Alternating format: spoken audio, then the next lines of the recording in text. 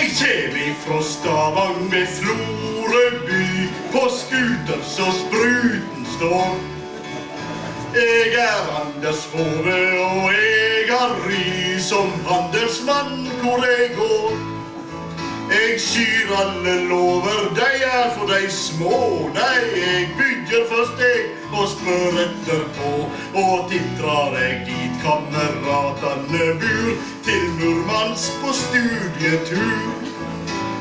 På skuter fra nord, på russisk fjord.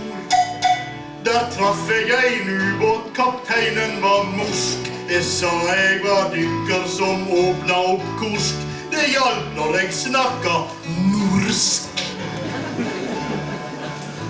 Kaptein bau på vodka og kaviar, det fikk oss i handelshumør. Så snart admiralsuniform jeg bar, og ubåtens interiør.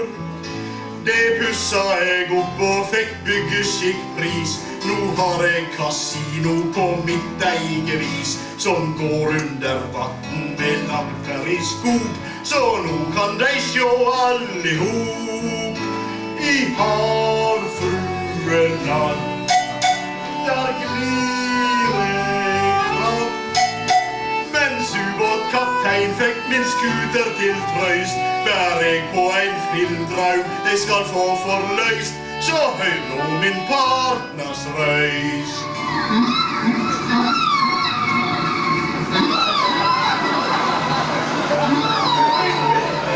Keiko fra Hollywood, ei storstjerne slik som jeg. Ja, Keiko hva som gjør folk forskrudd, og nå tar vi samme veg. Vi trives i romsjø, går ikke i stim. Nå går vi til filmen som et vinning-team. Vi det frivillig, vi det med skjerm, og filmen blir våt og varm. Et flott eventyr, stor og dyr.